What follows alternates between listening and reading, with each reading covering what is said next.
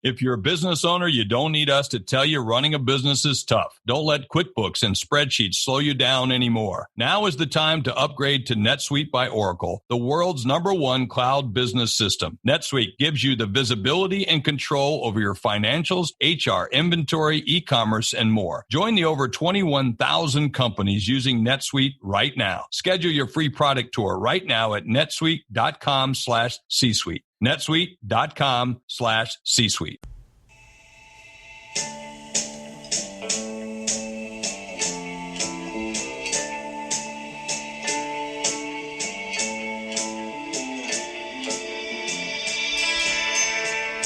Welcome to the Superhero Homies podcast. My name is Quentin, and as always, I'm here with the homie Kevin. Hey, what's going on, everybody? Good evening. Well, I don't know about you, Q, but today's been long, and I've been looking forward to this. It's been a very long day. We apologize for getting the podcast up late. We know that we usually do Sundays and Wednesday nights. Indubitably. With yesterday being Father's Day and all that, we got really tied up.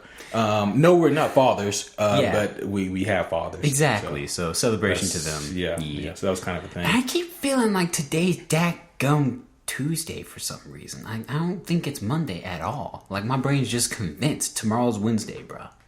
Well, yeah. It is not. And that's me. That's just me. Yeah. That's it.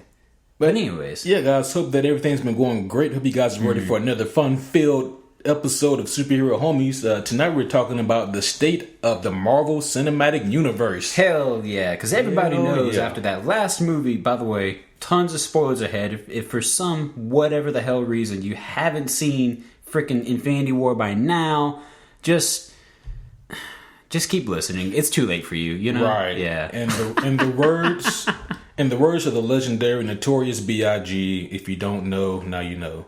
And with that said, we're going to get into good some reference. Thank you. Let's go ahead and get into some comic news.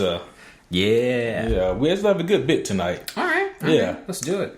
First off, Geoff Johns, of course, he's the legendary comic writer, but he's also the chief creative officer of DC Entertainment. The movies that we see. Sure.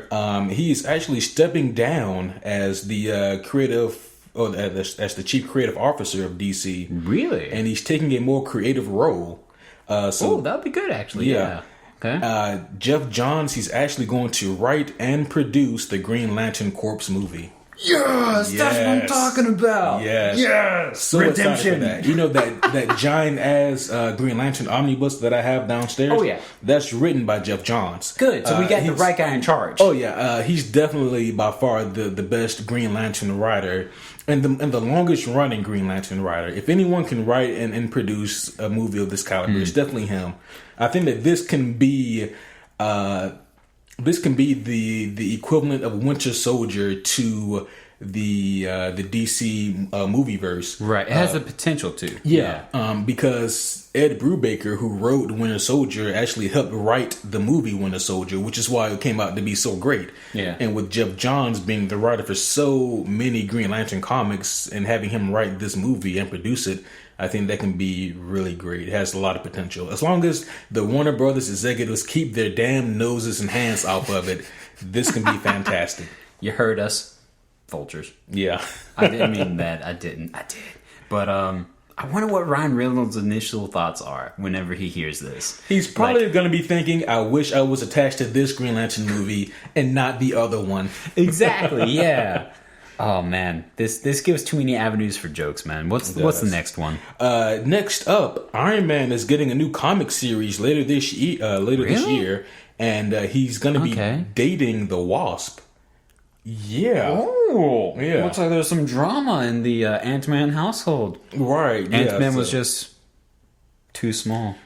Damn it. Well, to be fair, like I don't remember the last time that Ant-Man and Wasp were dating in the comics. Like Hank Pym and Janet Van Dyne, they've been split for quite some years in the comics. Reasonably so. Yeah. I mean, just looking at the sense of the comics, like they were split up, and House of M, which came out like 10, 14 years ago. Wow. So yeah, they have been together for a long time. Okay. So it's time for them to move on, you know? It is, yeah. It's time for her to get back in the dating pool. Right. And I suppose Iron Man was the I guess candidate, yeah. I can already imagine like him making some kind of suit for her. I can already see that. That could be cool. Yeah. Ooh. The Iron Wasp. Easiest name to think of. Iron Wasp. Yep. How do you like it, Janet? I don't. Oh, shit. Next up, the Joker origin movie will reportedly be a lower budget movie and begin filming later this year. Really? Yeah. Also, Robert De Niro is potentially going to be a supporting character in the Joker movie. What? So they're trying to pull out all the big stops. They're trying to get Joaquin Phoenix as the Joker in the origin, and they're trying to get Robert De Niro as a side character. My thought is maybe De Niro could potentially play like one of the gangsters that, or one of the head gangsters that kind of coerces him into the life of crime. I could totally see De Niro being like the powerhouse for that. Right. You know? Yeah. Or if they want to put like Falcone or any of the other like criminal underground elements in it, De Niro could definitely pull that off. I mean, De Niro could pull off anything. If you asked him to do any role from Goodfellas, he'd be on it, man. Yeah. You know, that's good casting there. Right. I wonder what the word is on Joaquin though. Have you heard anything about that? Nothing yet. I mean, they're going to start filming this fall apparently. So that's Joaquin, we have the set just outside your house. Just come on out, bruh. Yeah. Okay? We got your front lawn decorated in Joker-esque stuff. Come on, let's get it on. Yeah, and let's not forget, they are still doing the other Joker standalone movie with Jared Leto, so that's going to be still a thing too. Interessante. Yeah, very much so. I'm kind of withholding judgment, until we see some product. Right. Some trailers or something. Right. I mean, because this could go either really well or really bad, So, hopefully really good. So let's see. Next up, keeping in line with the DC universe, the Batman will reportedly use a younger version of Bruce Wayne and will not incorporate Ben Affleck. So that's a surprise. Okay. Yeah, well, it looked like Ben Affleck may actually be done with the role, which is unfortunate. I really enjoyed his take on Batman. What does that mean for the actual Justice League lineage that they started down? Well, that's the thing. A few weeks ago when we talked about the state of the DC universe, right? I believe I mentioned how in all the movies that they're, working on that are in production, the Justice League sequel was not in there. Right. So, I mean, as far as we know now, we don't even know if they have plans on any time soon doing a Justice League sequel, which is pretty unfortunate. Right, that really is, because there was meat there. You could have done a lot of shit with that, You could have done a whole Justice League about how Green Lantern becomes a part of the team, too, Oh, yeah. But, okay, whatever. Yeah. Right, I mean, like you said, there's so much meat and potential there for a sequel. I mean, there's so many stories to go off of. Oh, yeah. I mean, it really all just comes down to, it doesn't come down to any kind of director. It doesn't come down to like creative differences. What it comes down to, in my opinion, is once again the Warner Brothers executives like staying out of it. That'd be like if Kevin Feige over at Marvel was, working on his projects, like if he continuously interfered with Joss Whedon doing Phase 1, or if he continued to mess with it and bug the Russos, during their run. Like, it's the same shit but worse, because it's like the actual owners of Warner Brothers coming down and constantly fucking with shit. Exactly. Micromanaging and just... Right. Like, not staying out of it. There's a theme in our announcements tonight. Yeah, there is, yeah. So I don't know who they have in mind to play Batman, if they do indeed go with a different actor. Yeah. But, I mean, who knows? Hopefully they do it well. And hopefully, they incorporate some cool stories, because there's so much they can do. I mean, from Court of Owls, that'd be really fun, to Hush, to Under the Red Hood. I mean, there's meat. You can choose whatever you want. Yeah. Let's see. Next up, so did you see the Spider-Man E3 gameplay trailer? I did. I did watch that. Yeah, Looked really cool. Ew, so cool, dude. Yeah. Right. Yeah, I really liked it. It looks like it's going to be a great blast. Like, I'm really looking forward to this one. It looks like they definitely learned a thing or two from the Arkham series, but with Spider-Man instead. So, like, Spider-Man is not behaving like Batman; he's behaving like Spider-Man, which is good. Yeah, which is what it needs to be. Yeah. So it looks like it's going to be a lot of fun. I really enjoyed seeing like the 5 members of the Sinister Six, and then the cliffhanger with Spider-Man seeing the 6th and final member, but them not revealing who it is. Right. Yeah. It looked really fun though. I can't wait to get my hands on it. I can't wait to actually get a feel for like the button scheme and everything, because I want there to be like a quick photo button somehow for you to like mid-combat like keep dodging, then like take a selfie with a criminal or something. Right. That'd be hilarious. That would be. Yeah. But we'll see. Yeah. Indeed. Anything else, amigo? Yeah, one more thing. Next up and last up, this is really interesting to me. I want to get your thoughts on this. Sure. I agree. You and I, we've had a lot of words about the off mic about the writer Tom King. Oh dear. Yeah, you can't. So Kevin came over sometime I think last week. Yeah. And as he came over, I was reading some Batman. It was the Batman Rebirth series. I Am Bane. I remember the issue specifically. It wasn't I Am Bane. It wasn't I Am Bane? The War of Jokes and Riddles. Well, there's just fun there. That was just funny. But we talked a lot about the I Am Bane, and we also talked a lot about its predecessors and whatnot. We dug into those first 5 issues a lot, really. Right. And, not to delve too deeply into it, but I have a lot of thoughts about Tom King's writing. A lot of people love it. I'm so on it. Some of it's good. Some of it's terrible, in my opinion. But anyways, with that being said, I thought it was interesting that shortly thereafter I found out this tidbit of information. What's up? Tom King is going to write a new DC Crisis story called Heroes in Crisis, and it's about the emotional crisis of the heroes under the mask, which to me I think could be a super great read. Because that's right up Tom King's alley. Like, that's exactly what his style of writing fits. It's like more of the emotional baggage and the like kind of the heartfelt moments that the heroes have to go through. Like, what makes them get up in the morning or at night and decide to put on, their cape and cowls. So I'm not gonna lie, I'm holding my breath a little bit because you're right. I've read inserts and little snippets of some of his writing regarding the emotional power behind the heroes and like the resolves and things like that. And it's fascinating and it's good. Yeah, that's Tom King at his best. Right, it's showing like the emotional, vulnerable side of the heroes. Like, for example, in the button that we discussed a few weeks ago. Like the moment where spoiler alert, where Bruce meets Thomas, when Bruce meets his dad, and that was, probably my favorite part of the story.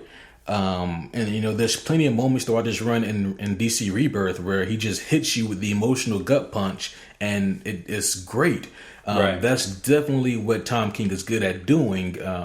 But some other things he's definitely not. But so I think this story, it sounds like it's tailor made for his writing style, which could be good. Yeah, I'm just hoping that there's not a lot of venturing out into other things, because with the title Crisis, we all know that DC and Crisis go hand in hand for big shit. So that being said, I'm hoping that they don't try to dive into too much big shit and get like an all-out Justice League war on something while trying to tell the emotional story. Well, no, like certain past works. Apparently it's not about that at all. Like, really? This Crisis event isn't about a world-ending type thing. Okay. It's just about the heroes in Crisis. Okay. Yeah.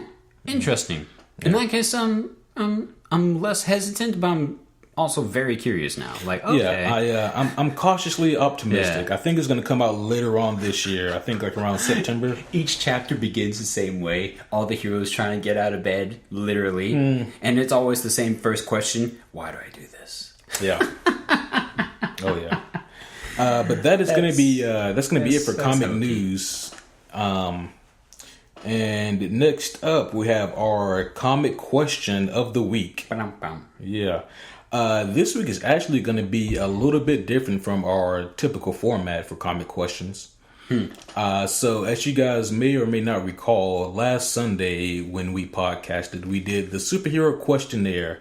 And that was when Kevin and I, we took turns asking random fun questions related to superheroes and comic books. It was a fun one. It was super fun. Yeah. But what I realized after podcasting was that I forgot one of my questions. So I'm going to go ahead and do that one here now in place of the typical comic question of the week.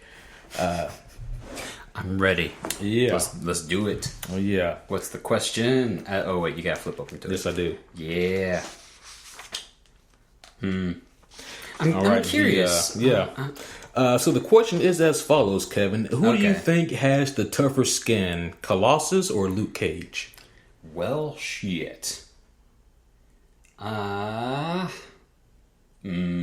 Cage. Yep. So I don't know what the actual comic facts are behind everything, but I do know that something has pierced Colossus' skin before when he's in titanium form. I know something has pierced it.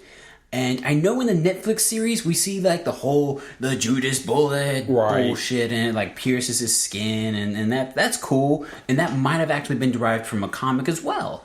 And if that's the case,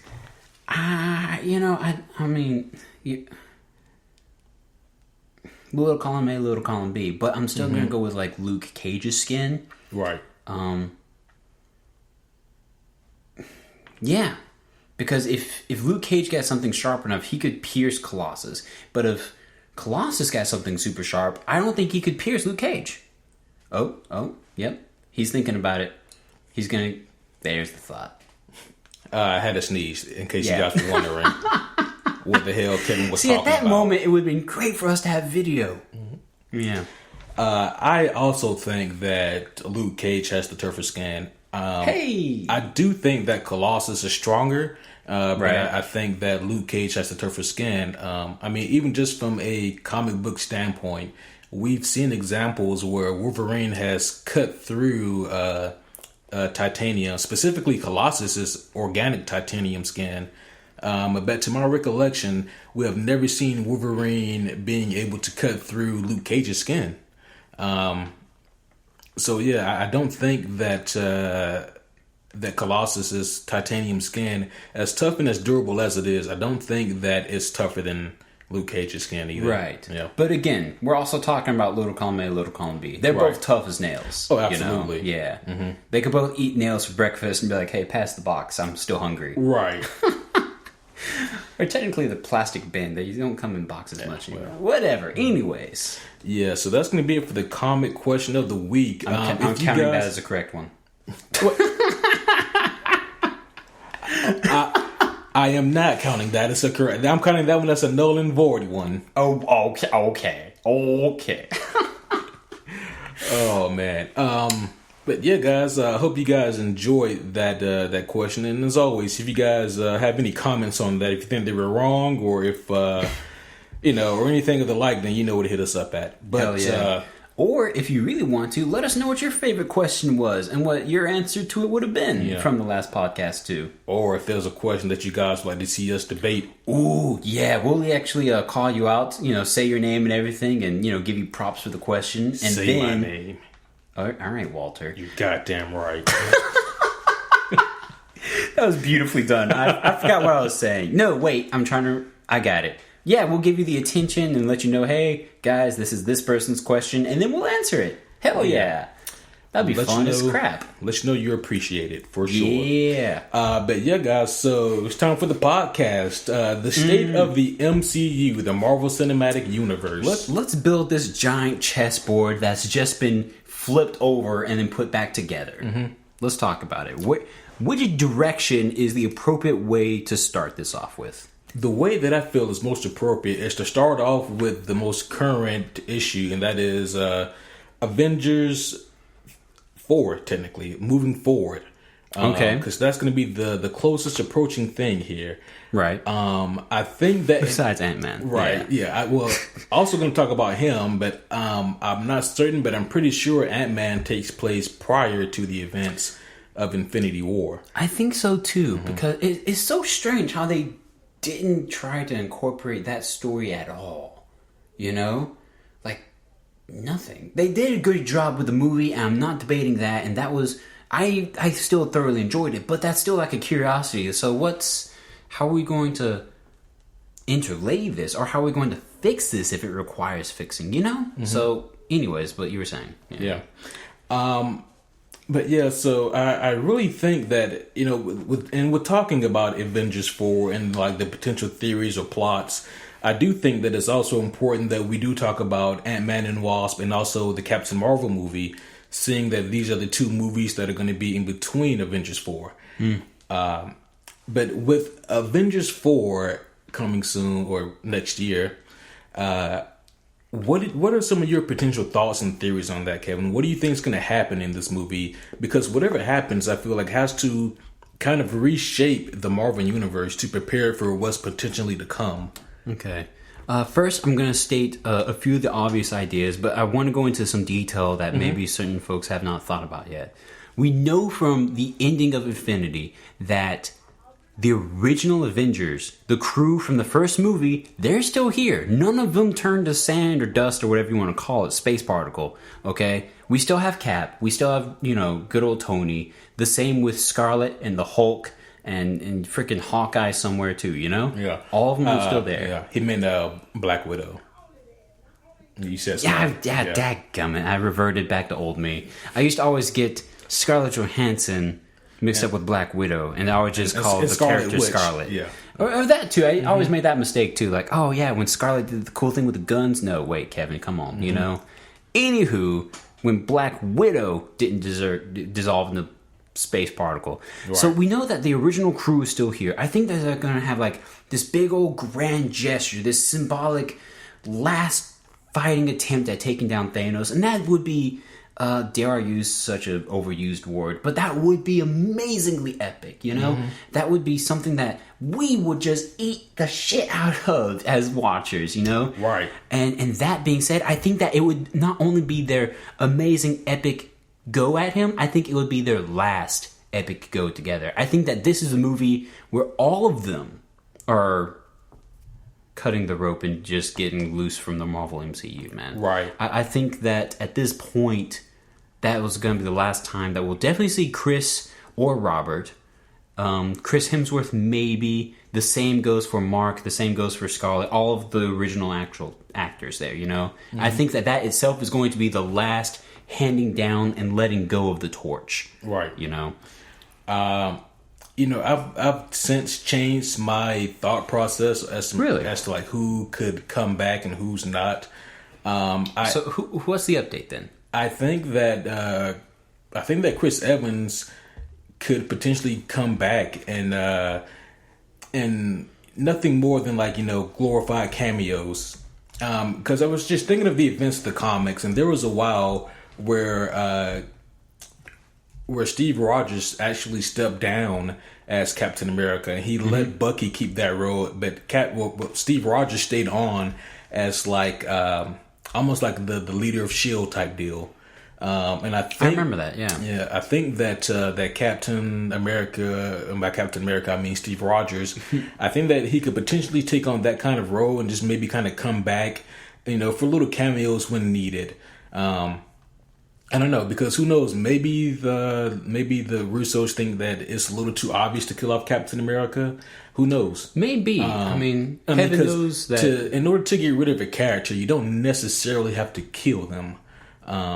Right. But I mean, don't get me wrong, it would be extremely impactful. But I feel that the full impact would have been felt more if they did it in Infinity War versus doing it in Avengers 4. I can see that. Yeah. Just because, we don't even know the state of the Infinity Gauntlet. You know, we don't know if that thing is going to be able to work again, and we don't know if they'll be able to somehow repiece it, because we all saw at the end of Infinity War where that gauntlet looked like it was fried, along with the stones. Right, and that's the thing that makes me upset. I don't know, man. I mean, I was hoping that the glove wasn't one and done like that, you know? I'm hoping that we'll see some remnant of his power still in Avengers 4, and I'm calling it now that we will. Right. Maybe not in its full glory like we did in that one fatal snap, but maybe to some regard, it will still have some power. Because you don't get the most powerful artifact, and it's a magic golden gun bullet, and then the gun's useless. You know? Come on. Right. I see it from both angles. I'm kind of a fence sitter on that topic because with the Infinity Gauntlet, in the terms of the comic, they found a really clever way to write how Thanos loses the gauntlet and loses the fight. I don't know if they can go quite that deep, quite that route in the movies. But who knows? Maybe in order for Thanos to be able to be defeated, they need to have him without the freaking gauntlet. Or at least without a gauntlet that's fully powered. They need him without the gauntlet, and then a certain summoned new hero to come onto planet Earth. Yeah. But it looks like that's definitely going to be Captain Marvel. Yep. Something else I also want to talk about, in terms of these theories, is that I think I mentioned this to you off mic, but there's set photos that seemingly show the Avengers time traveling back to the events of Avengers 1 during the Chitauri battle. I think we did talk about that. I remember that conversation. That would be some cool stuff. Right. I would flip the movie theater chair in front of me over that. And the poor person sitting in front, I'm sorry, little girl, but your chair had to go. This was a worthy sacrifice. What do you think the purpose or reasoning for them time traveling back to that time would be? I think at this point it would be for an idea that they had to access the staff. Because the staff with, that gem in the center of it and everything. That was the Tesseract that had the mind gem. Right, the Tesseract had the gem, but then also the scepter had a different one. Yeah, the scepter had... mind. No. Yeah, the scepter had mind. Tesseract had space. Tesseract space. Yeah, there we go. Yeah. Auto-correcting ourselves. Right. But I think that they would go back to that time and maybe try to do something with those, because if they could get rid of at least one of those two, giving them two options, then they could have stopped the entire events of Thanos ever getting the snap in. Yeah. So that could be something fun, that could be something. Also, something else that's really clever to point out is that this could be really our time to see Thor be able to say goodbye to Loki.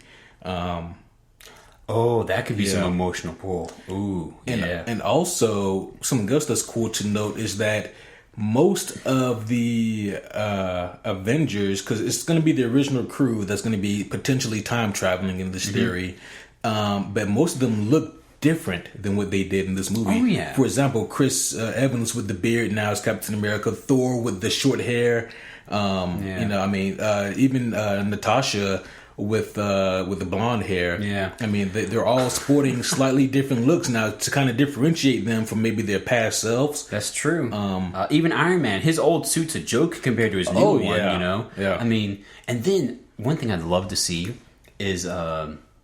I think they can make this more of a comedy moment than a dramatic moment. But like old Thor with long hair meeting new Thor with short hair, and they see each other's weapons. And like, our Chris is having the whole, oh man, that's some nostalgia. I remember that hammer. Yeah. And new Chris is like, what the hell is that? Right. Like what kind of handle do you have there? Oh, it's Groot. Yeah. Yeah, that could be something cool too. Right. Yeah.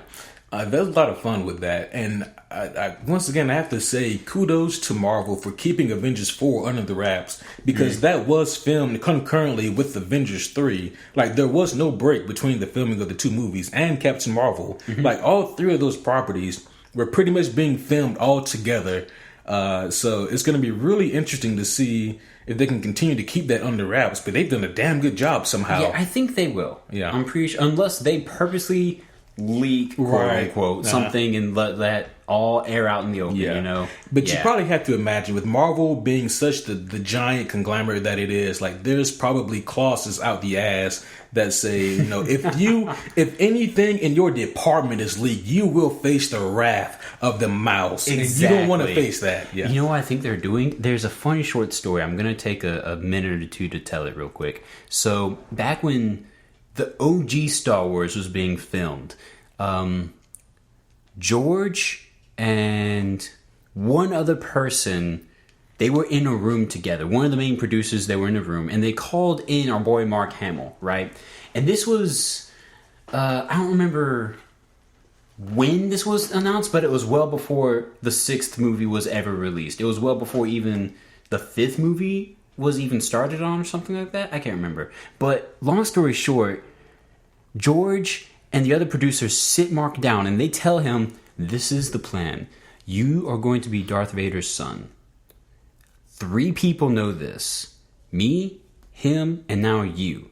If a 4th person learns of this, so we're going to know who said it. Okay, so you mean this took place after A New Hope? Exactly. Okay. Thank you for helping me with the building there, because I couldn't remember which movie. But they told him that, and he had to hold on to that secret for a long time, he said. Like over a year he had to hold on to that. And they were all speculating, and there was like lies in the script too. That way no one would know until it was filmed. Mm-hmm. And Mark was like, that was the hardest thing I ever had to do. Yeah. To not talk about that. Like, I am his son. Because he even read the fake script and he was confused about like, trying to get the signatures in there. But I'm imagining that that's exactly what some of these people had to go through. Like, yeah, well, we know for a fact that for Infinity War, there was a lot of fake footage filmed. Mm-hmm. And, I think we mentioned this during another podcast, but, I talked about how Game of Thrones did it with one of their previous seasons, their last season, as a matter of fact, season 7, they did it with that. I even gave kudos to Walking Dead for doing it too. It's just a really clever way to keep people from spoiling things.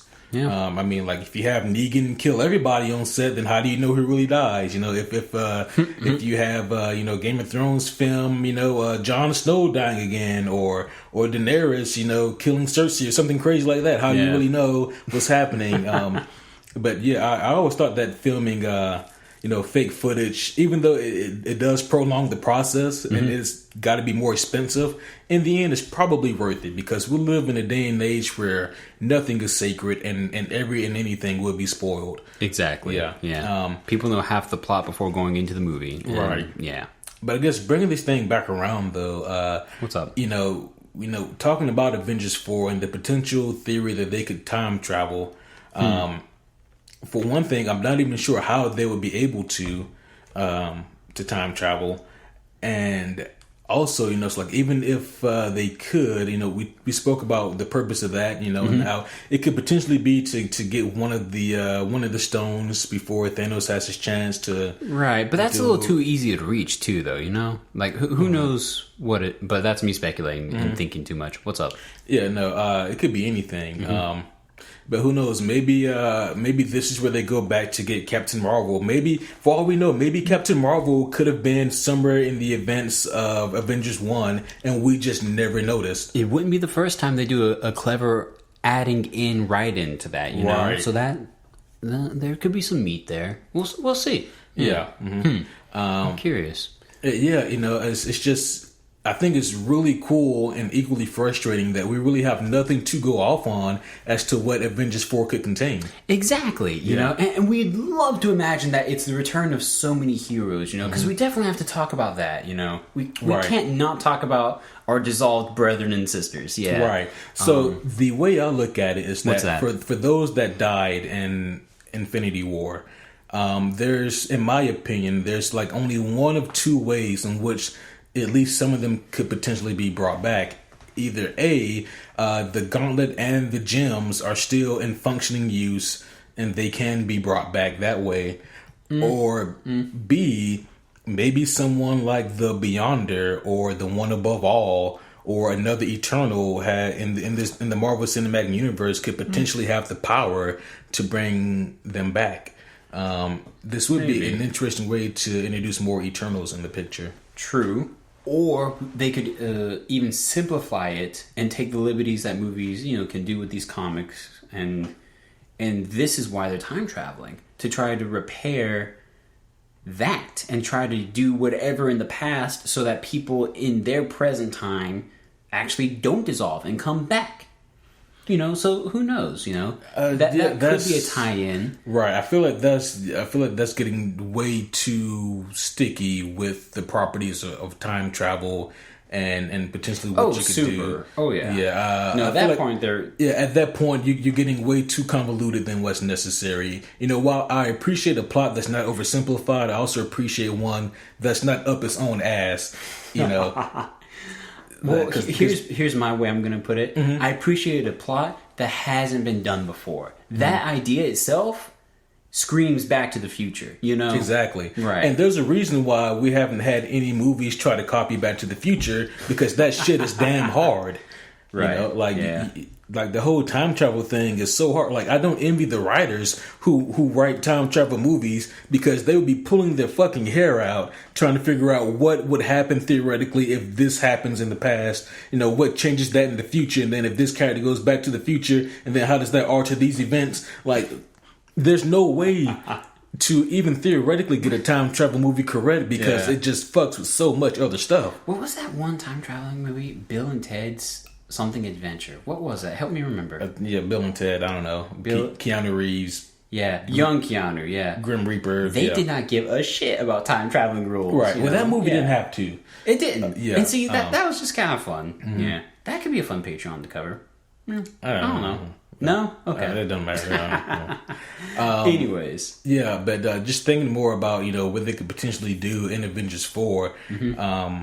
Because I do think that, like I said earlier, however Avengers 4 ends, is going to set up the Marvel Universe for the following phases.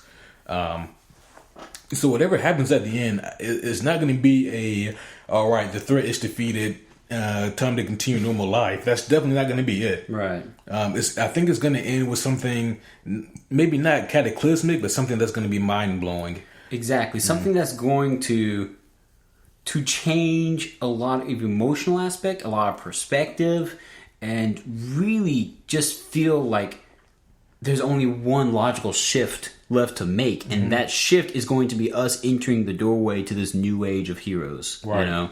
And whatever event, whatever creative writing and movie telling that they're going to show us, I hope that they do it well, Mm-hmm. And that's really what it comes down to. Exactly. Yeah. I think that the ace in the hole for Avengers 4 is definitely going to be Captain Marvel. So I think that this is a good segue to talk about her and potentially what she can do here.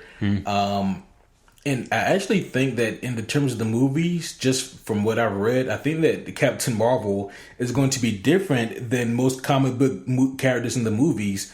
Because Captain Marvel is it seems like she's actually going to be OP versus depowered. Because most comic book characters taken from the comics and placed in the movies, they're a little depowered, for movie purposes. I think that Captain Marvel is going to be way overpowered. That could be cool. Yeah. It can be cool, but it can be equally frustrating. And she becomes the One Punch Man of the MCU. Yeah, and no one wants that. It's just boring. But I think it's really going to be interesting to see what she can do in her own movie. Yeah. And so we know that Captain Marvel, the movie, is going to be placed in the 90s. And we know that we're going to see Nick Fury, Agent Coulson, running the Accuser, and Korath, his little sidekick minion, is going to come back as well. And so it's going to be really interesting to see what the plot of this movie is going to be. Right. If it's going to be an origin story, then unfortunately it looks like they're going to completely bypass the Miss Marvel phase and just go straight to Captain Marvel. It looks like it, And I remember you asked me before how I felt about that. Mm-hmm. I still agree with my old opinion that, I don't really mind it much. Yeah. But if they botch it in this movie, then I'm going to mind it more. It's going to be one of those uncomfortable, come on, guys. Yeah. You could have done better. Right. To me, it's frustrating that they're seemingly going to bypass that phase because there's so much history and lore that happened with Carol Danvers as Miss Marvel. And and just to kind of skip over that, to me, does the character injustice. Right. Unless they do it cleverly and professionally in the movie to where it does... the character justice. And the change does become like okay, I can see how they can get away with this through the way they told it here. Thus, we go from Carol Danvers directly to Captain Marvel. You know, that could be kind of cool. But again, that's a lot of faith. That's a lot of responsibility on their writing shoulders. Yeah. I mean, me personally, I think it'd be way more clever and cool if they had her movie as Miss Marvel, but then, because it takes place in the 90s, but then for Avengers 4, have her as Captain Marvel. I can see that. Like, to me, that would be way more impactful, way cooler to see this transformation of the character over the years. And then we see Rogue come in and the fatal accident happens and oh shit, what do you know? But that's me dreaming, you know. Yeah. I don't see how that fits. No. It doesn't fit at all into what we're talking about. That's just me daydreaming. Yeah. And then verbally sharing it. Yeah, man. But, yeah, you know, I don't know how this movie goes. We know that Jude Law is going to play Mar-Vell. Cool. And Mar-Vell is one of my favorite characters in the terms of, like, you know, universal power structure levels. And, you know, Mar-Vell is also one of the few characters that has died and stayed dead. What you looking at over there? Oh, me? I'm just typing in Captain Marvel movie. I'm gonna look up some details that I don't know. Oh, piss. I was wondering when the release date is because I didn't remember, but yeah. It's like a month or two before Avengers 4, I think. It's March 8th, 2019. Yeah. That's the release date officially. If you haven't heard it, you heard it here first. But yeah, no, I'm looking at the lineup here as well. We got, you know, Lee Pace coming back as Ronan. Wait, he wasn't the original Ronan, was he? Yeah. Lee Pace? He was? Okay. It's hard to tell from his thumbnail. Yep. Brie Larson, looking cute. Jude Law. Okay. Yeah. We'll see, man. We will see. Yeah. I'm also curious to see how this movie ends. I mean, I'm not saying that I know what's going to happen in the movie. Of course not. But I can kind of see maybe the plot beats that they use for Captain Marvel. You know, like I can theorize that, you know, maybe, you know, she's like an Air Force pilot, or, you know, she's, you know, working with some kind of space or telecommunications thing. And you know, she runs into Mar-Vell, and then the radiation from his Kree energies, you know, and infect her, you know, and her DNA becomes infused with the Kree DNA, thus making her, I feel like at least for part of the movie, she would have to be Miss Marvel, because it can't be Carol Danvers Captain Marvel and then Mar-Vell Captain Marvel. Who knows? Maybe something at the end of that movie, their big dramatic finale is going to help her to promote herself to Captain Marvel. You know, we'll see. Right. We'll see. But you're right. I would love to see actual Miss Marvel action too, like her learning the ropes and trying to be, you know, human and kind of Kree at the same time. You know, yeah. But and also, I don't have anything to confirm this. And before you have a knee-jerk reaction to it, I guess try not to. Just get your thoughts on it. But there's a strong rumor going around that Kamala Khan is actually going to be in the movie and take up the mantle as Miss Marvel. Okay. Yeah. Okay. Yeah. There we go. See, no knee-jerk reaction. No knee-jerk reaction. I'll wait till we're off mic. I'm pent up now. I'm all tense. Oh man. I don't have a problem with the character. I don't, guys. I promise I don't. I don't know. Interesting. Very interesting nonetheless. Yeah, I know what you mean. Cool. I mean, don't get me wrong. Like, I haven't read hardly any of Kamala Khan, and it most has to do with just a general disinterest in the character. This is true, and I agree. And I will say this. If they go a route like that, I demand that whomever, you know, Kamala Khan's actress is going to be, because I don't see anything here. I don't read anything about that. You know, I want them to at least be a type of side character so we can get more time with them, flesh them out. Let us get a feel for them and see if they deserve such a role first, you know? Right. Because it's already guaranteed by, you know, things we're talking about here, and then also the things I'm reading about Samuel Jackson and his comments on the actual hero Captain Marvel, that she's going to be the powerhouse. She's going to be the shit, guys. We need to make sure that this other person deserves to fill those shoes as well, you know? Well, Let's be fair. Like Kamala Khan, you know, Yeah, she is like Miss Marvel. She's more self-named Miss Marvel because she really adored Carol Danvers. She was a comic character who adored comics, right? Yeah, and also Miss Marvel in particular. Right. She really likes Miss Marvel or Carol Danvers. Yeah. But no, I think one really cool aspect, if they do introduce Kamala Khan into the mix, is that they would inherently be introducing the Inhumans in the Marvel Cinematic Universe. And of course, the Inhumans would be a cool touch because we get to see Black Bolts and the gang.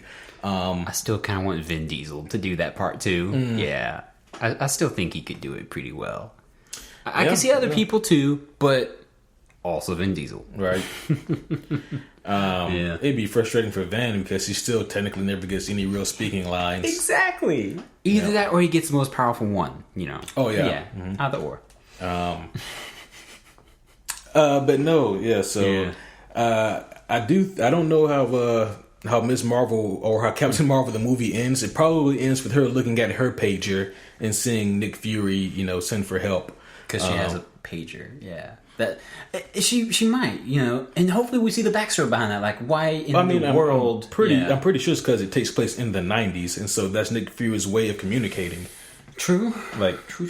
I mean, that's... And he just faithfully held on to that pager. Yeah. Even well past pager times. Yeah. Well, I mean, what do you do with, like, if the only way I can communicate with you is by, like, one of those old school Radio Shack walkie-talkies, then I'm going to hold on to that Radio Shack walkie-talkie. Yeah.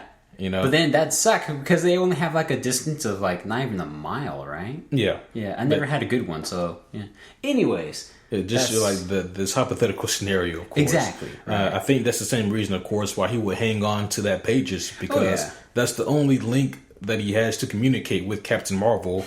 And just from that little tidbit at the end of Avengers 3, it felt like that was used in case of extreme emergency. Right. That was a the ace card. That was you pull this out only if you need it type thing. Yeah. Which in this case he did. Yeah.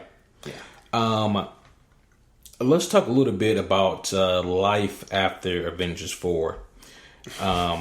Life for who? All the fans who are just like shocked, or the comic characters? Both. More so the comic characters. Okay. So as of now, guys, we know that right now things could go one of two ways. Either Disney does get the rights to the Fox property characters, or they don't.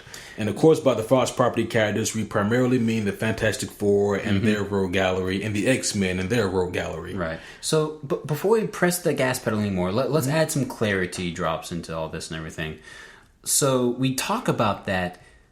Now, let me ask you, do you think that those property rights will have drastic power over what happens for us in regards to Avengers 4, especially since it's already been filmed? Yes or no? No. And then, no. Okay, cool. All right. And then, of course, I was going to add on the why, because yes and no is a boring question. Yeah. Well, I mean, why? It's because, like you already said, Avengers 4 is already set, done in film. Okay. Kevin Feige has also said that they already had their plans out through Phase 5, and he also spoken that, Phase 5 is when he would like to introduce those characters that they could potentially get in the Fox merger. But, with the news that Comcast is throwing down, their balls on the table, Zip. Disney may potentially not get these characters. And as much as that does suck, it is a potential thing that we have to prepare ourselves for. So my question to you is, like, what do you think that Disney does with the Fox properties? And then what do you think they do without them?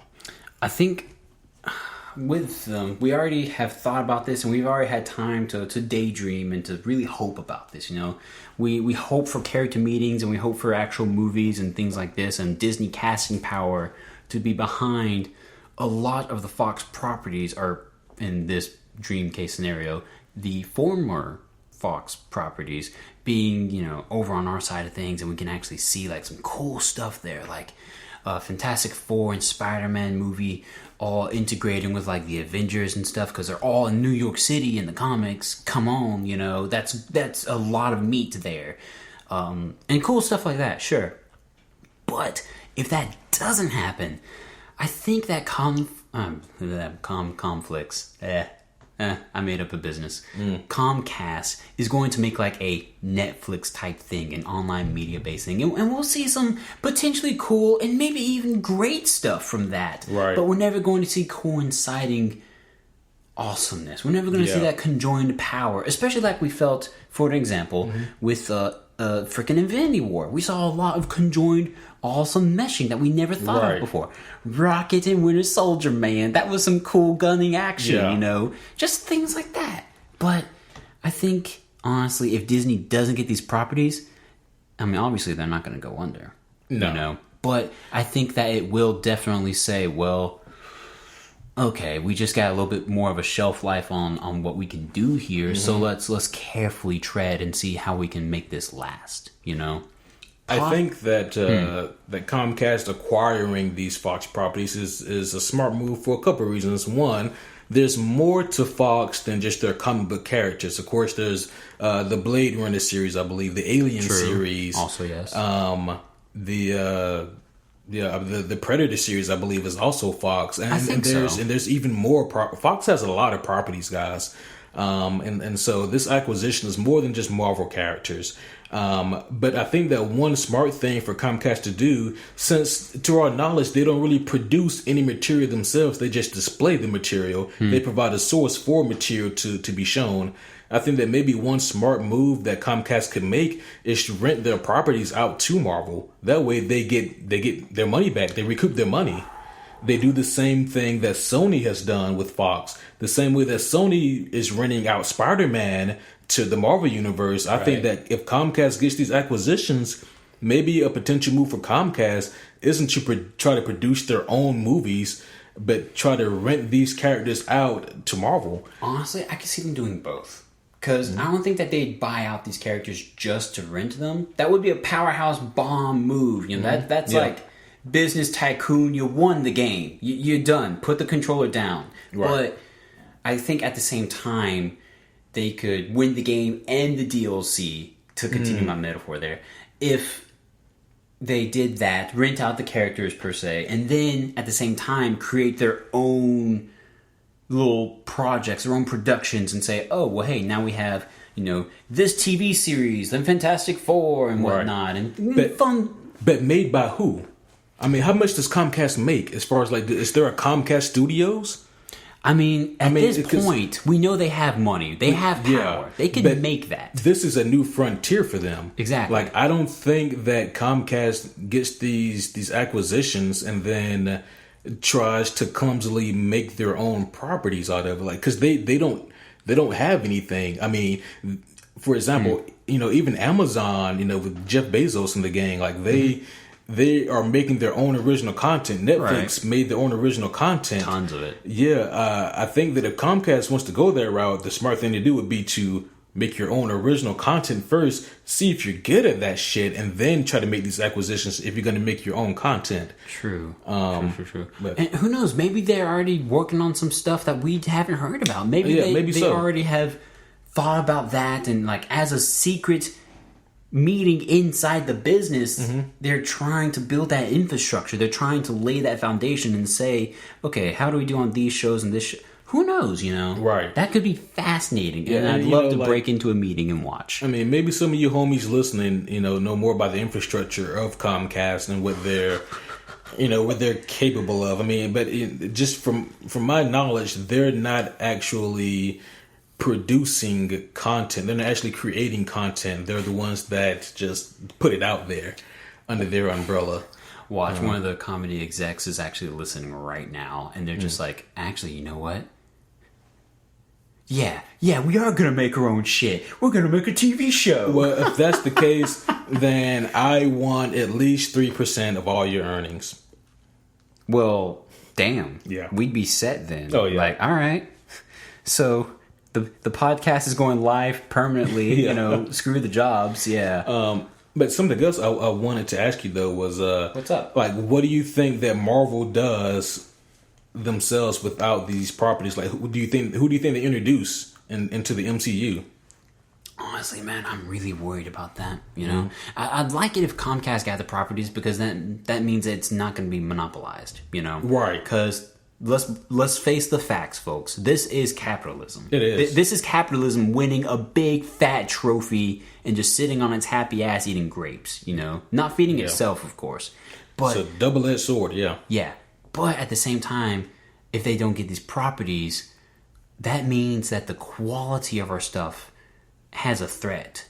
That means that they're gonna potentially, and this is me interlacing all my sentences with very careful wording, so please just know that this is all I mean, okay? It's my opinion. But I think that potentially opens us up to just lesser quality. They're gonna drag out their properties and try to milk it, you know?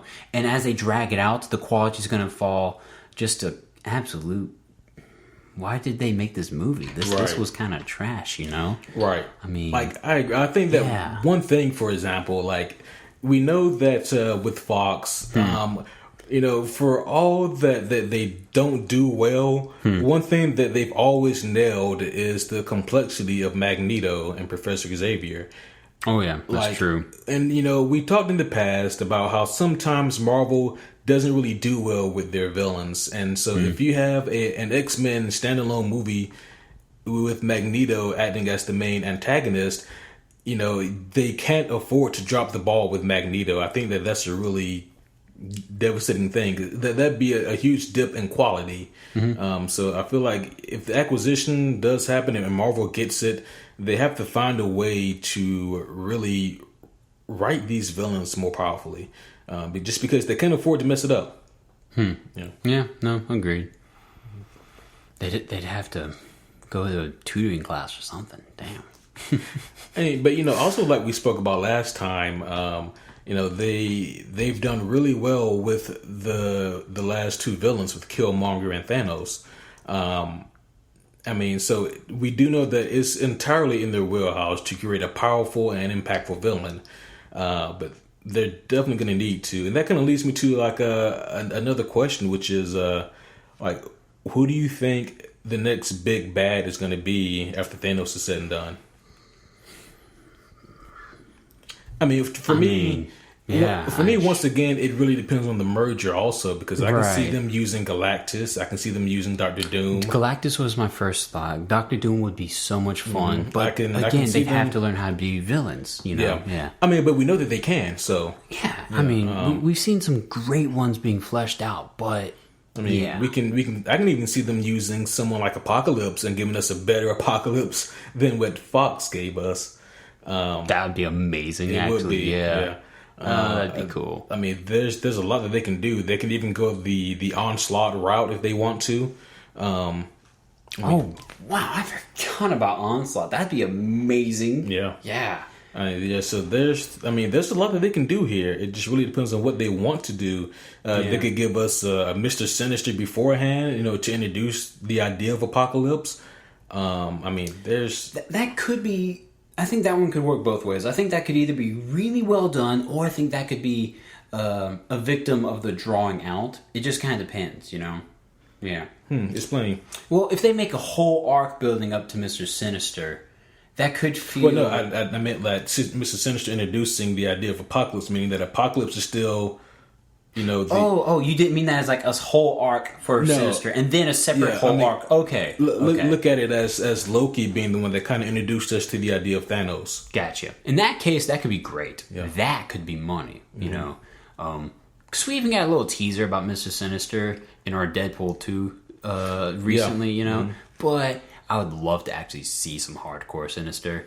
And yes, with the ridiculous costume he had too, with those like weird little like flipped things he's got going. Yeah, but a comic book character with a ridiculous outfit, you say? I don't believe you. But Yep. But no, so as far as like the villains go, like I've said this before, but they can use Kang the Conqueror. And the reason why Kang is such an interesting choice is because his main power is time travel. So going back to the idea of the Avengers time traveling, you know, that does introduce a cool concept that maybe somehow Kang can be involved in this. I think that could be pretty fun to do. Yeah, I could see that. Yeah, I'd want to learn more about Kang and all of his whomever he is. Like his detail. But that could be fun. I could see that. Oh yeah. Okay. Yeah, I like Kang the Conqueror. Yeah. But it's hard trying to think about who else they can do because it's almost like where do you go after Thanos? You can do Annihilus, the guy who runs the negative zone. He could be really fun because he's another really big bad. As a matter of fact, even in the Annihilation arc, Thanos kind of plays second fiddle to Annihilus, so that's definitely a possibility. Yeah, I could see something cool like that. Let's see, they've already used Ultron. Check. Yeah, they already spent that one. Oh well. And see that's kind of like the problem because it's like I see a lot of value in building up another big baddie, but without the Marvel Fox properties, how many do you have that you can potentially use? Like I know that there's more that we're just not thinking of that maybe some of the homies are thinking of. But as for like, me myself, I'm having a hard time coming up with a lot more off the top of my head. Give me a second, man. Yeah. Let's see here.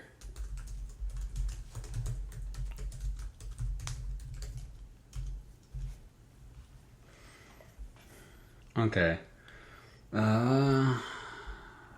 Who's got the rights to Mephisto? Mephisto, ooh, that's a good question. Yeah. I don't know. I was about to say, because that might be one, Mephisto. Yeah. I could see him. Yeah, I could see Mephisto. He'd be fun. But yeah, I don't that's hard to say because I don't know, because if Mephisto technically belongs to the Ghost Rider lore, but if that's the case, Marvel has the rights to Ghost Rider, so they could. Okay. Well, in that case, cool. All right, there's something there. And I'm trying to see some others. I mean, it'd be cool if, whenever we see Adam Warlock make his appearance, that we see his other half. Adam Magus, the Magus could be an amazing villain. Right. But once again, they really do have to stick the landing with Adam Warlock. Because if Adam Warlock is a dud, then the Magus is also a dud. So yeah, and of course, guys, you've heard me preach about Adam Warlock, which is pretty ironic because Adam Warlock is kind of a Christ-like figure. But it'd be super cool to see Adam Warlock. He really is an amazing character, and I really need to see him on screen. I was hoping for like an Easter egg or something during Infinity War, but alas, what can you do? What do you think about some ideas for like an arc, for like the story arcs that they can incorporate? Piss. I'm trying to think. I think that they're doing a good job in moving more so towards the space stuff because they've already set themselves up with Captain Marvel successfully. We've already seen a setup for the next Guardians to include other members of the Guardians of the Galaxy comics past, Right. So that could be successful and really cool for them to move that way. Inhumans, definitely. So I see it kind of branching out to more of like the galaxy and then some, really. But story arc wise, I'm trying to think. I mean, I was thinking they could do, and this is all depending on whether or not they get the Fox rights. But even with or without the Fox rights, they could still kind of maneuver and do some of these like Secret Wars. They could do. I think that'd be a really cool idea because if they do Secret Wars, then essentially there wouldn't be a big bad. It'd be a little Civil War-esque in the sense that it'd be team versus team. True. Yeah, they could introduce the Beyonder that way. Also, he'd be a really cool introduction. I mean, yeah, they could do it that way. They could do like a Secret Invasion type angle. Right. I love the Secret Invasion angle, yeah. Yeah, I mean, they're introducing, Captain Marvel, and you can't do a Kree warrior really without introducing their opposition, the Skrull. So if they go that route and give us the Skrull Empire, then we can see a lot of cool stuff that way too. Oh yeah. In which I imagine they have to have the rights to the Skrull, but the Skrull also made their first appearance in Fantastic Four. I think Does Marvel have the rights to them? I don't know. I don't think they do, honestly, because I think Skrull is a Fantastic Four property.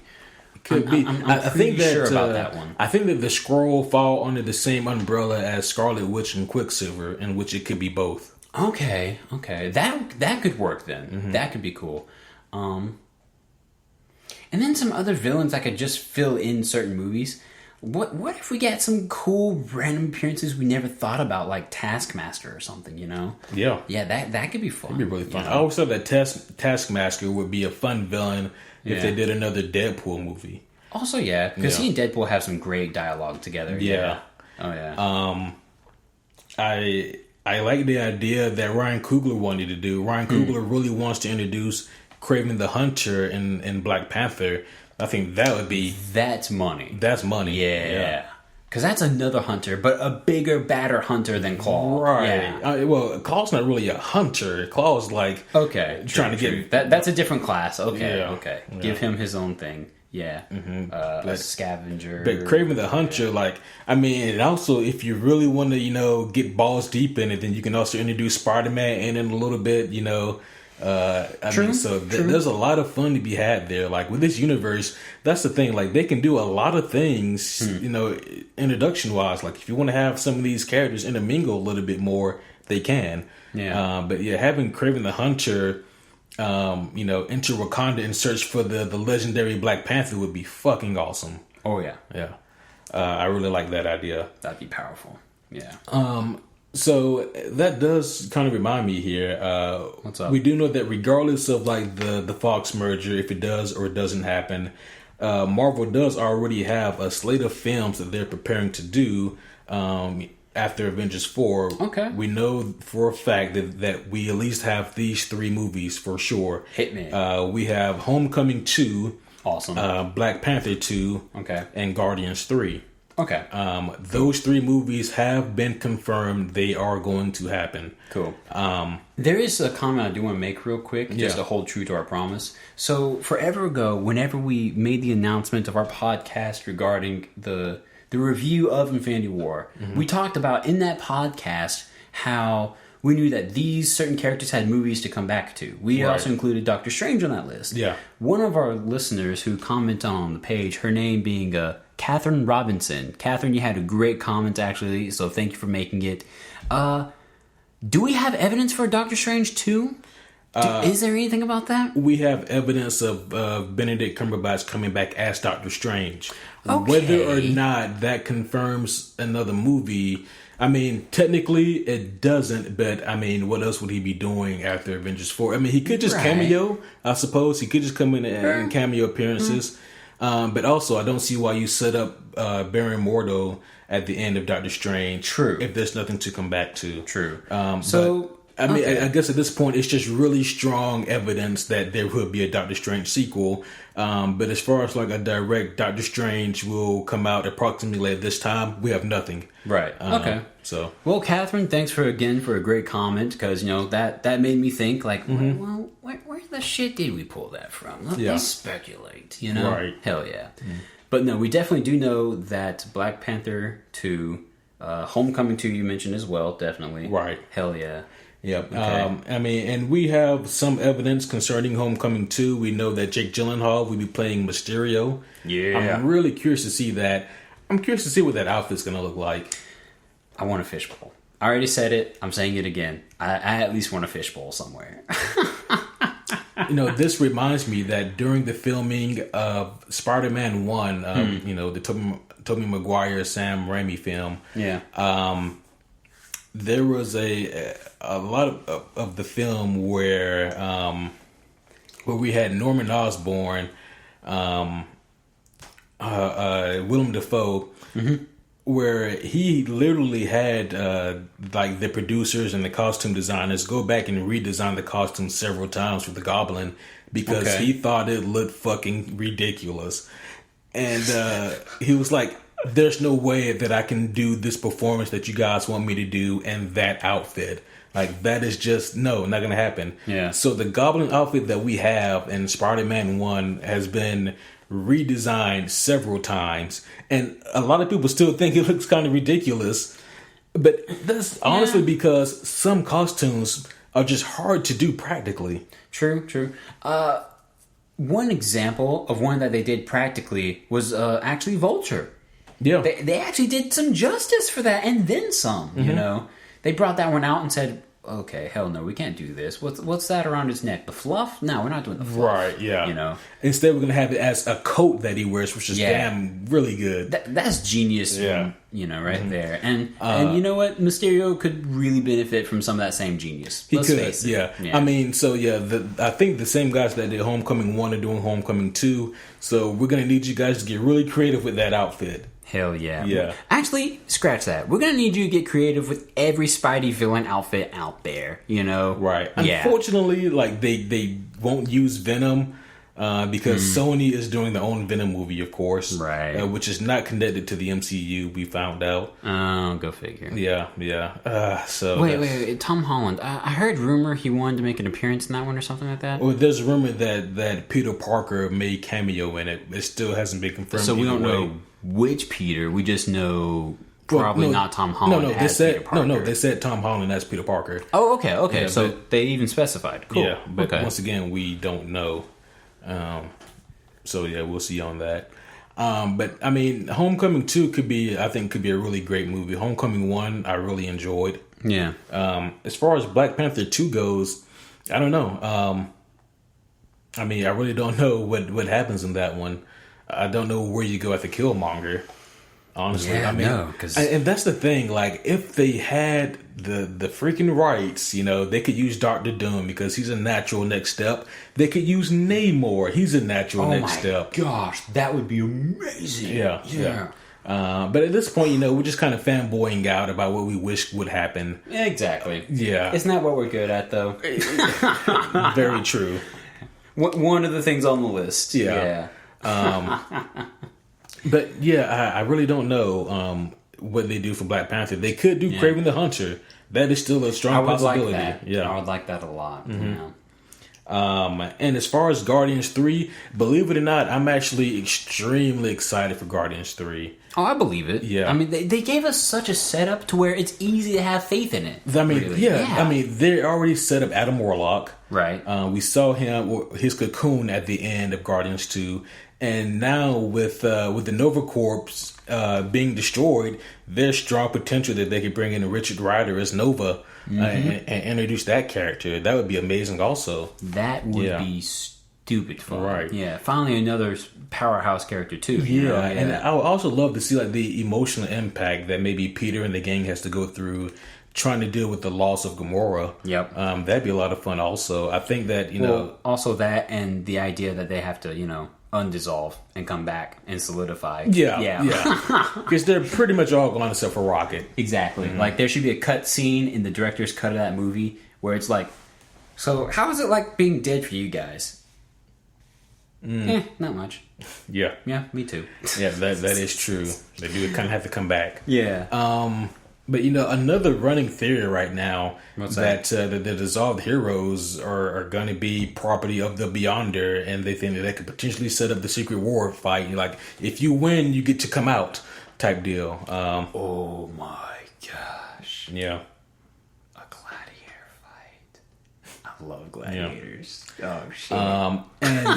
And the reason that theory gets me excited is because...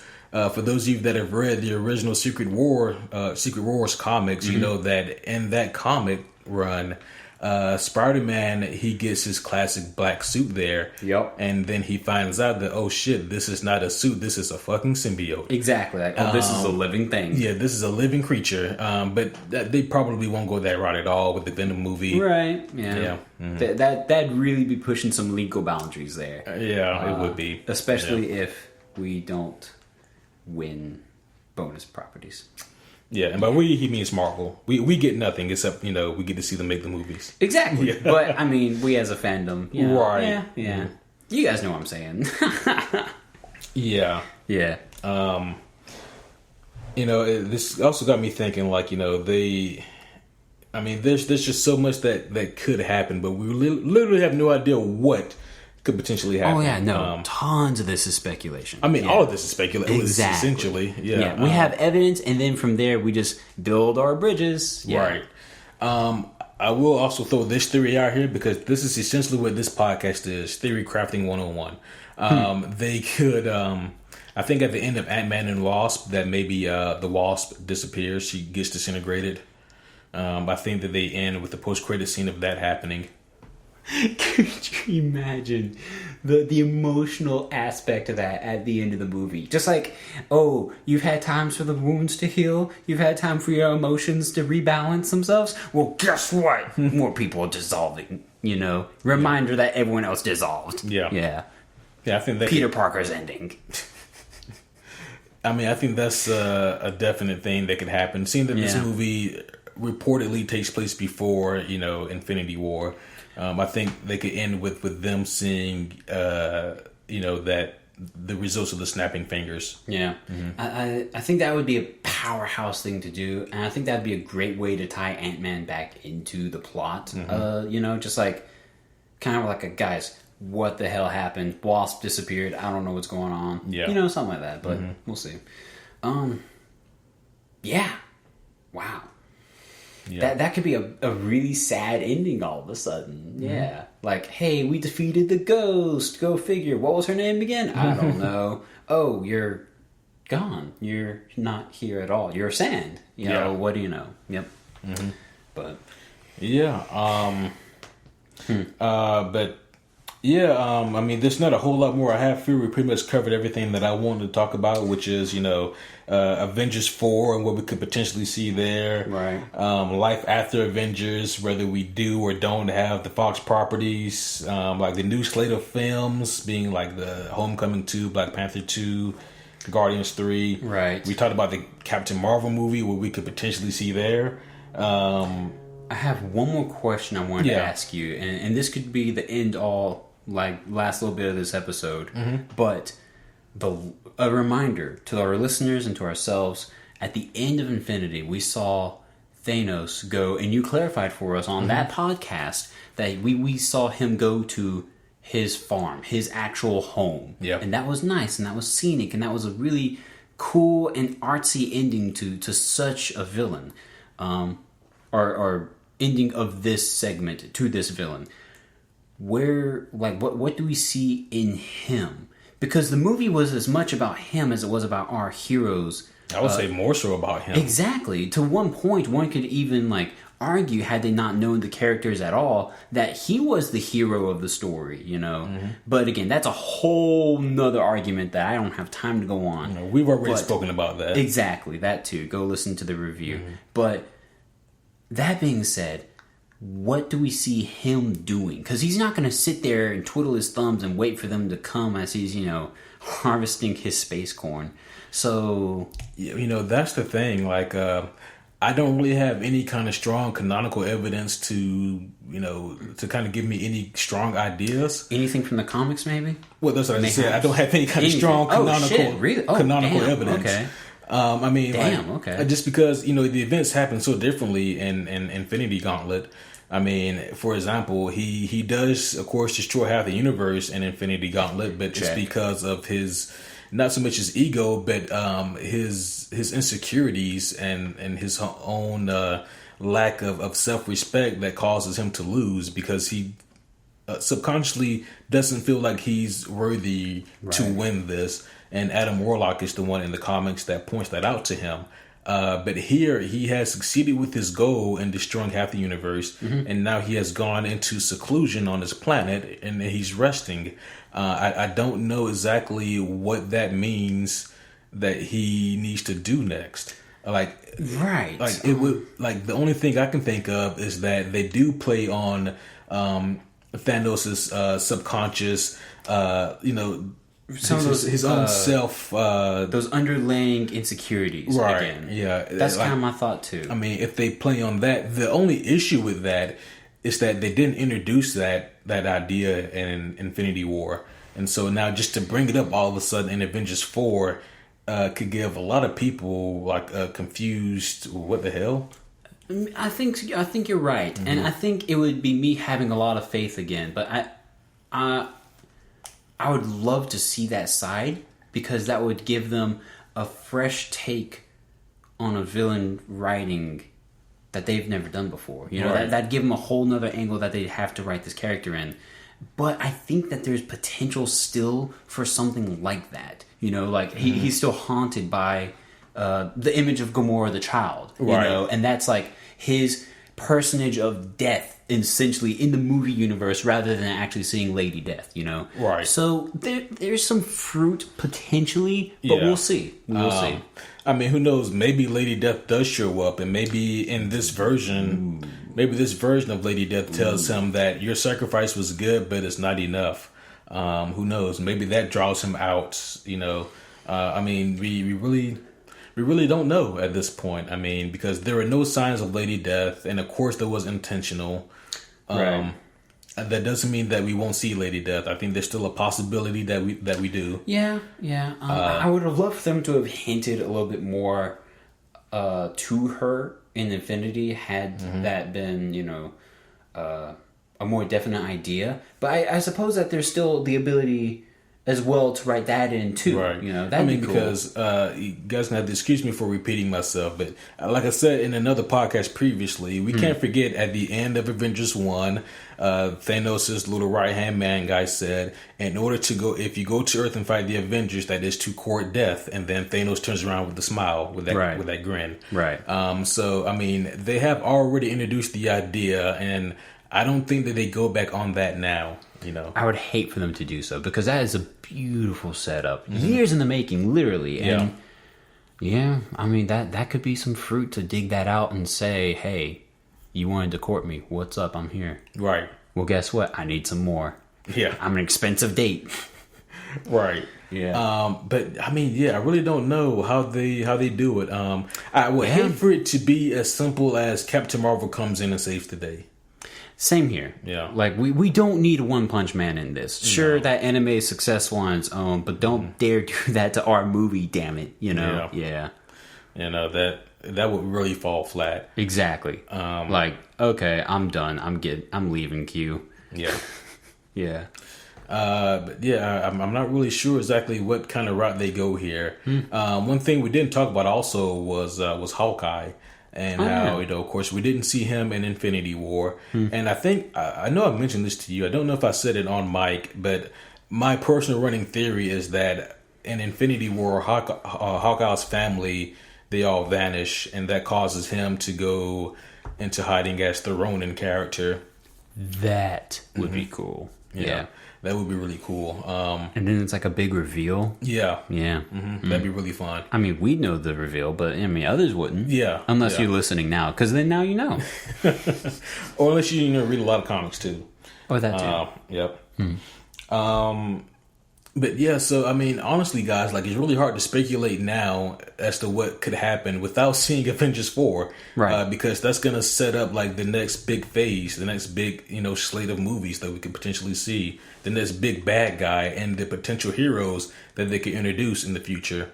So yeah.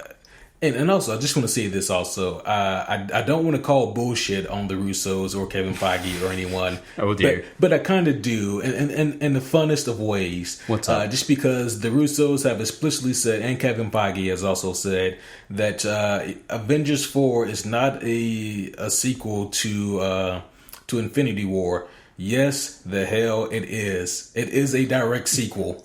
We better dadgum get something tied. And don't you dare rope me around like that. Yeah. But it's interesting because back I forget what year Comic-Con it was, but they introduced, when they first announced that they were doing Infinity War, it was called Infinity War Part 1 and Part 2. But then they scratched that all together and just said that no, it's just gonna be one Infinity War movie, and they still haven't released the title for Avengers 4 yet. And I think that's because Avengers 4, the title could heavily hint at something that fans could speculate and potentially guess. I bet. I'm willing to believe that. Yeah, So definitely. I'm really curious to see what it is. If it's called Avengers Secret Wars, I'm going to lose my shit in a good way because that would be amazing. A whole podcast on our reactions only. Yeah. And then the next one's the actual information. Yeah. Oh yeah, because I mean that'd be super cool if they could pull that off. Yeah, I'm digging it. It's possible though. I mean they could go that route. But no, I guess to wrap this up, Kevin, let me ask you this though. Just overall, in your opinion, what do you think Marvel has to do to continue to succeed? And let's say that the worst case scenario happens, they don't get Fox properties at all. All they have is what they have and what they can, get from the drawing well. What do you think Marvel has to do to continue to stay fresh and to make their movies original and to continue to succeed even more? Well, I'm not going to say that they have to rent out the properties, though I do strongly believe that would help. Yeah, without the Fox properties, what do you think? Without them at all in the equation. Yeah. So, assuming that's all dead. Honestly, at this point, I think that they would just have to actually do their research. I think that they'd have to dig deep into the comic history and actually, deepen that damn well, really, and really make that work for them. I think that they'd have to be more clever with their villains and stop doing one and dones. I think that they need to actually write them out so they can use them and then potentially creatively in a well-written way use them again in something down the road too. Actually show quality, new age, new types of comic book movies. And I think they have the power and I think they have the creativity and the acting prowess actually as well to do this, Right. But I think that would be a strategic powerhouse move that they'd have to do. And to be honest, I'm trying to think whether or not that they're ready to make it right now. I think right now they're still, in the back of the auctioneer house, holding up the sign like, no, please don't, Comcast, you put that down, damn it, Yeah. Yeah. Mm-hmm. Yeah. I do feel like Marvel Disney really wants the Fox properties more than they're letting on. I do feel strongly about that because you just don't throw up $50 billion because you casually want something. Yeah. Even if you're the rat, you only put up that much money if you damn well need it. If you feel strongly that this is going to better your current product. But yeah, so I mean, moving forward, man, like I don't know, man, for them to continue to succeed. Like on one hand, I take a step back and I look at Disney, and Disney has been like the top juggernaut since we were children. Yeah, and they've continued to be that top juggernaut. So I don't know if the same rules apply though to the superhero realm. I don't know if superheroes can do the same thing that Disney's animated department can do, and that is to survive, this amount of time and stay on top. True. I mean, Disney has the aspect of they're always going to stay a staple genre. It goes back to to a little bit of sociology again, we went through our westerns, Right. We went through this and that genre of television and media and movies and things like that. And now, right, in this current predicament, we are in the superhero genre. That is the common staple here. Right. But, no empire lasts forever. So, and like I'm not even saying that I think that they could potentially fade away anytime soon. Definitely not anytime soon. Yeah. But I guess my question is, what can they do to continue to stay relevant? Especially if they don't have these new characters and properties that could keep them fresh. I mean, because like there's only at the end of the day, there's only so many heroes, and like they struck gold with Guardians of the Galaxy, who were relatively unknown in 2014. Right. They can't continue to go to that well of obscure characters and hope to strike gold.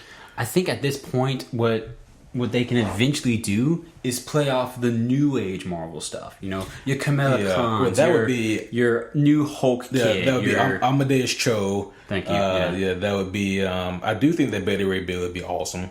That'd be cool. Yeah, if they could get him. I mean, but yeah, so they could go that route, the Riri Williams route, right? And that'd be something.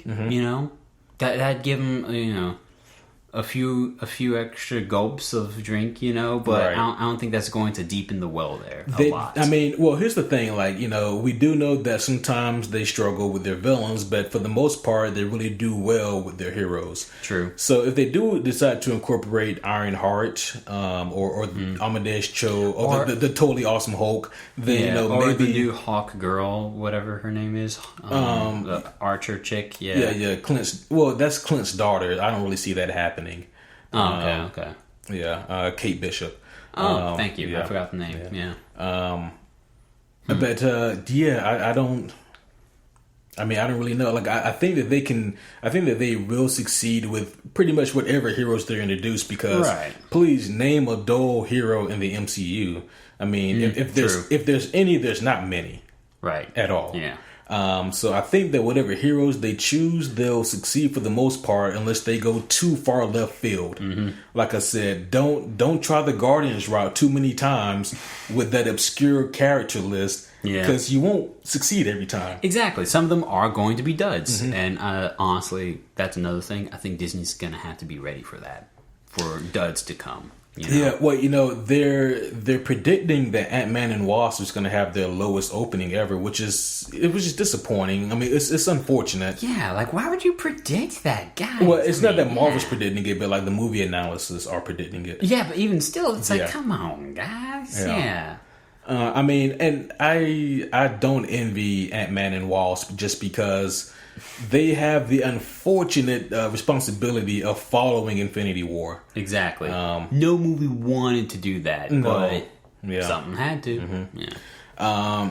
But yeah, so I don't know, man. I hope that moving forward that Marvel continues to succeed and give us great and amazing new content, and I hope that they try to be more original continuously. I don't know how long the Russos are going to stick around. Yeah. I don't know if the Russos are done after Avengers 4.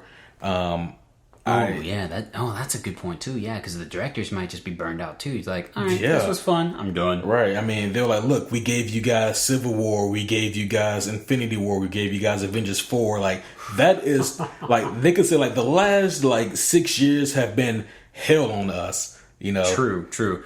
Until they see that paycheck. Right. Yeah. But then once you start doing it for money, we get Sam Raimi in Spider-Man 3. Oh, damn. Yeah. Good reference.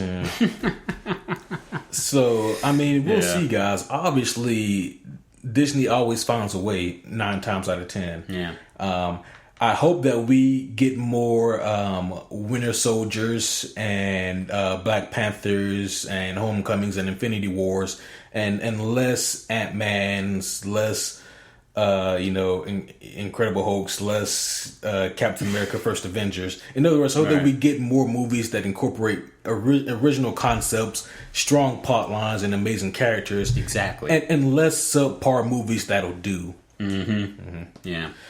Oh man. Yeah. But I mean, I'd place my faith in Kevin Feige.